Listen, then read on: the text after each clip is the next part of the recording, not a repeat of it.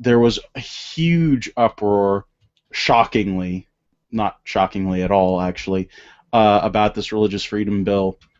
And everybody, everybody. It wasn't just political people. It was everyone. Entertainment news. You could not turn on ESPN for more than for 5 seconds without seeing somebody comment about, oh, I mean, with this thing in Indiana, are we going to have Final Four there? Are we going to, everybody's wanting to boycott it because people are afraid that this religious freedom law is going to somehow let people discriminate against gay people, or say that we've talked about the whole cake thing, and our religious businesses, people who are religious, can they deny gay people service if they are requested to make a gay wedding cake or take pictures at a gay wedding? There have been so many of these examples out there. I think there was even a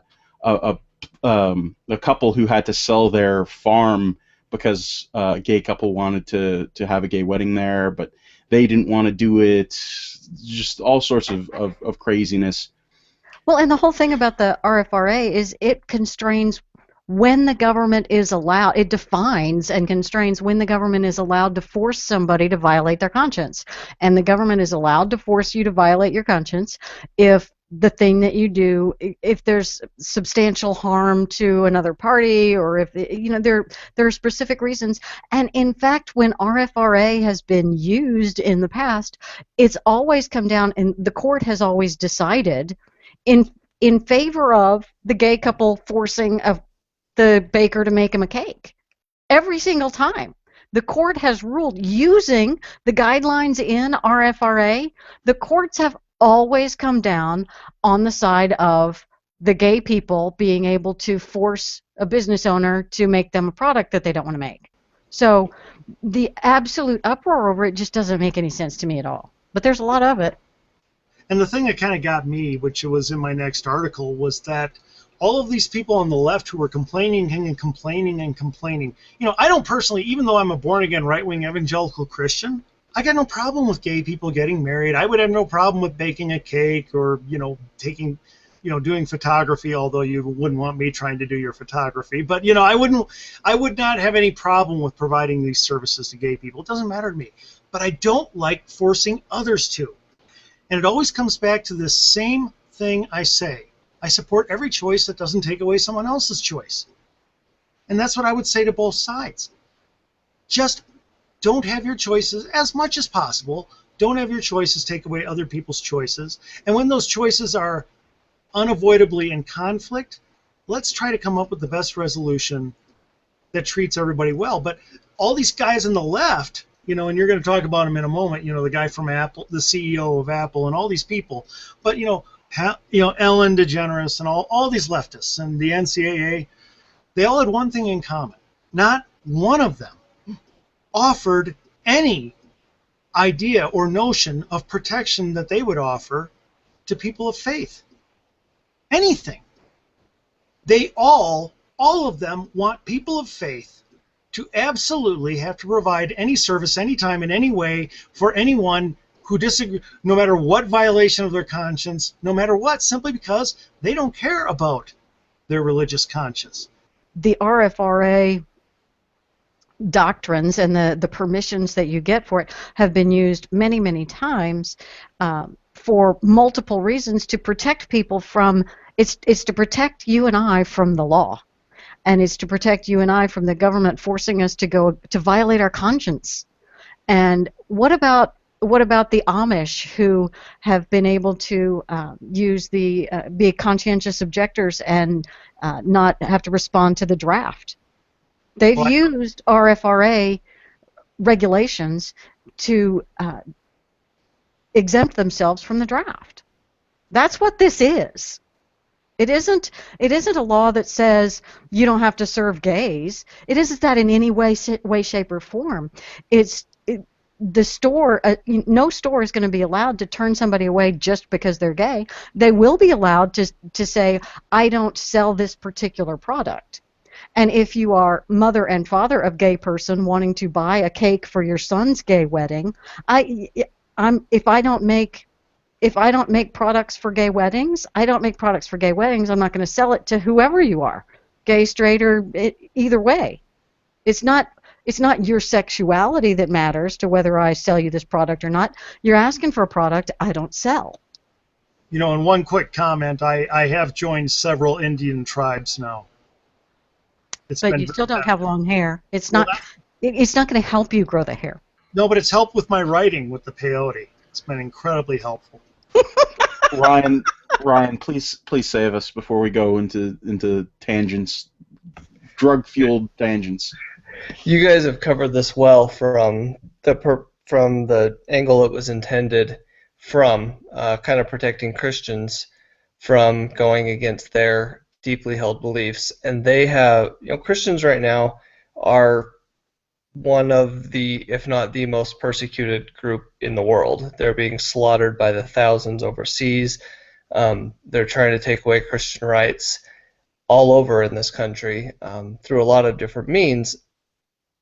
So I would go with a different angle. I would go at it from when I'm talking to someone and messaging to people, I would go at it from an angle of a Muslim, for example, or an Amish person. Would you, if you went into a Muslim butcher shop or something, would it be okay for you to force them to sell you bacon or some sort of pig or something? It's against their religion to touch it, be anywhere near it. Is it fair for you to force them to sell that to you? I don't think anyone's going to say yes. First of all, going back to what you were saying earlier, I would ask, would it be okay to go in, to ask a Muslim to make a wedding cake entirely out of bacon? I think that's a question that I would put to them. But beyond that, I want to know, I would put it in their court. See, that's what we're not doing. We're simply representing our side against their side, and then they've got the public upper hand. I say put it in their court and say, look, hey, no problem. I think it's great. You don't want the rights of the LGBT community to be violated. Neither do I. That's great. But I'm not hearing you say you want to protect the rights also of Christians. And so what I'd like to ask is, how would you protect the rights of both? What would you offer? I know now and then their desires are going to clash. But as much as possible, how can we work together to try to keep one person's choice from taking away another? At which point, they say that you are a bigot and just demonize you utterly in the media. I mean, if they call me no. If they call me a bigot outright when I'm the one coming out and saying, look, my goal is for both sides to have as much protection as possible. That's what I want. I want their rights protected. Okay, I don't want one person's choice to violate another. Forget the law. Forget this, the RF, whatever. Forget that for a second. Set that aside. What would you construct? And my question is simply this. I'll put it to you, JD. Let's say you're one of them. Okay, you're one of these leftists. My question, JD, is this. Would you construct a law that as much as possible tries to protect the rights, choices, and conscience of both sides, or would you draw up a law that would favor the side that aligns with your views? What would you do? The Christians are already protected. They've already gotten so much protection. It's not even funny. What they are looking for is they are looking for a way to deny me and my side services. Right. That is what they're looking for. You see what you're saying here, though. Once again, you're proving my point. You're proving that you will only advocate for one side. And what I'm asking is, can I challenge you to advocate for both? It's very easy to advocate for one side. I could come back at that and say, oh, no, the Christians, here's what they've had done to them, and I could do that easily as Christian. You know what, JD? I'm not going to do that. Instead, I'm going to challenge you and me to advocate for both sides. What can you create? Rather than destroying another side, what can you create together? It's very easy to destroy. It's hard to create. Are you willing to do the hard work with me to try to create freedom and liberty for both sides? Or do you only want to blame us? You don't want to create liberty. You don't want to create liberty. You want to take away liberty from gays. That's what you want to do. They stick to the message. That's the problem. I am only hearing attacks from one side, JD. But that's the thing. I'm not hearing any. You see, all I'm hearing from you is blame, attack, and I'm hearing from me hey, I'm ready to create, and you're running away. I see me trying to shake a hand, and you running away saying you'll never shake my hand. See, I think that if this were a truly a 50-50 issue, I think that has a chance of working. But I don't think that this is a 50-50 issue. I think that this is a 70-40 issue at best. Or 70-30 issue at best, I should say. I think it's at this point, the way that it has evolved in the public opinion, in addition to the media opinion, has shifted pretty rapidly. So I think that there was a point maybe that we could have sold it like that we could have gone to the, really, in truth, the time to go to extend an arm to the gay community and to try and get that part done was before the legislation got passed. And I know that you're not a huge fan of this legislation. This is not something that you wanted to defend or that you wanted to have done, Andy. But Right. to me, that's when the correct that would have been the correct moment to say, all right, you know what? We want to protect the religious rights of everyone, not just Christians, not just whatever. Go through this whole thing. So go to the gay community, find some gay leaders in Indiana, and talk to them and bring them in and say, all right, so we want to establish these protections.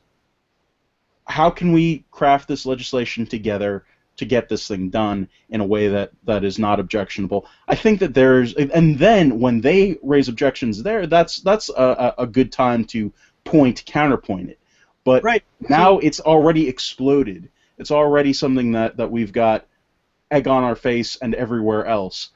Obviously, And we are in the cleanup phase. Sorry, I apologize. No, go ahead.